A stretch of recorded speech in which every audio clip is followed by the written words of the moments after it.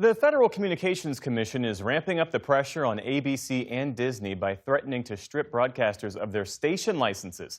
The FCC says the review of the licenses is tied to Disney's DEI initiatives, but it's widely seen as retaliation in the ongoing battle between President Trump and ABC and its late-night host Jimmy Kimmel. On his show last week, Kimmel parodied Saturday's White House Correspondents' Dinner in advance, delivering a mock roast which included this joke about the Trumps. And of course, our First Lady Melania is here. Look at Melania, so beautiful. Mrs. Trump, you have a glow like an expectant widow.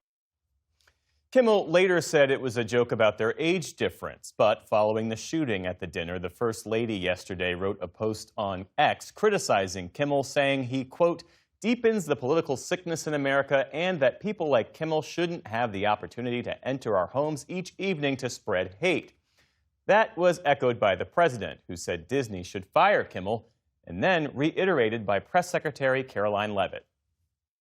Just 2 days prior to the shooting, ABC's late-night host Jimmy Kimmel disgustingly called First Lady Melania Trump an expectant widow. Who in their right minds says a wife would be glowing over the potential murder of her beloved husband? This kind of rhetoric about the president, the First Lady, and his supporters is completely deranged, and it's unbelievable that the American people are consuming it night after night after night. For his part, Kimmel said last night that this is all a matter of free speech. For more on all of this, we're joined now by CNN's chief media analyst, Brian Stelter, who's outside ABC's New York headquarters. Brian, thanks for making time for us. So the FCC says the timing of this license review, coming within 24 hours of President Trump criticizing Kimmel, is coincidental. How credible is that claim given the sequence of events? Well, I don't know any legal experts or FCC experts who believe that claim. It is true there's been an open investigation of Disney involving the company's diversity practices, DEI programs. That's been going on for quite some time. And it is true that just last week, Disney turned over some documents in that probe. So that's going to give the Trump-aligned FCC chairman Brendan Carr the excuse or the rationale or the story that he can tell publicly about why this is happening. But listen, we've heard President Trump threaten local TV station licenses for more than a year now. This is the first concrete action that the government's taking to follow up on those threats.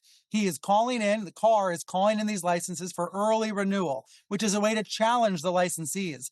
And it's going to cause a protracted legal battle. But the action today is being called by the lone Democrat on the FCC, Anna Gomez, quote, the most egregious action the FCC has taken in violation of the First Amendment to date. She basically says Brendan Carr heard Trump's complaint, and today he's answering the president's call. The last time the FCC revoked a broadcast license related to a station's programming was in 1969. There was a station in Jackson, Mississippi, which defended segregation on the air. What are the realistic outcomes here? Are we talking fines, conditions on licenses, or something more severe? I think the process is mostly the punishment here. It is unlikely that ABC would have its station licenses in 8 cities where it owns stations. It's unlikely those would actually be revoked. And if the FCC does try to revoke those licenses, again, it'll cause a protracted legal battle. ABC can appeal, and there's lots of legal rationale or legal history to believe that ABC would win. But here's the thing. Disney would have to be willing to fight. That's the big question here. Will Disney fight it out in court? Now, today, the company came out with a statement that says it believes it's confident it will prevail, and it did cite the First Amendment. And my sources at Disney say they're willing to fight this First Amendment battle. But will that be true over a period of months and maybe even years? We don't know. And by the way, this might not just be about Kimmel or about DEI programs for that matter. In this building is the ABC daytime talk show, The View. And FCC officials have also been scrutinizing The View over alleged equal time violations. So basically, if you're the head of Disney, you have government pressure from multiple directions right now. This is a big test for the new CEO, Josh D'Amaro, who just took over for Bob Iger 6 weeks ago. But so far, at least, my sources say he is willing to stiffen his spine and push back because this sure looks like a First Amendment clash.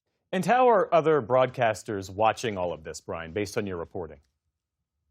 Well, right now, we're talking about a handful of big companies and, of course, PBS as well. broadcasters that are licensed by the federal government. Channels like the one I work, CNN, they're not licensed by the federal government. But this action that we are seeing from the government, it does potentially have a chilling effect all across the mainstream media. But I am hardened to say that when we've seen these other First Amendment stress tests in America during Trump 2.0, America's been passing the test. Maybe not with an A+ grade, but remember last September when Kimmel was briefly pulled off the air when there was another controversy, and then he was brought back less than a week later? That's an example of Disney recognizing that it has to defend its stars and defend the right of comedians, and yes, journalists too, to speak freely. Normally, gosh, when we cover political leaders trying to silence a comedian, we're usually talking about authoritarian regimes. But right now it's happening here in America. CNN Chief Media Analyst Brian Stelter. Good to see you. Thanks for being with us.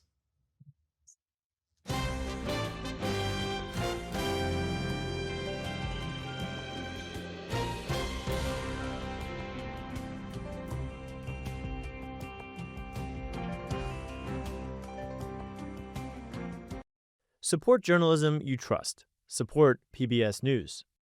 Donate now, or even better, start a monthly contribution today.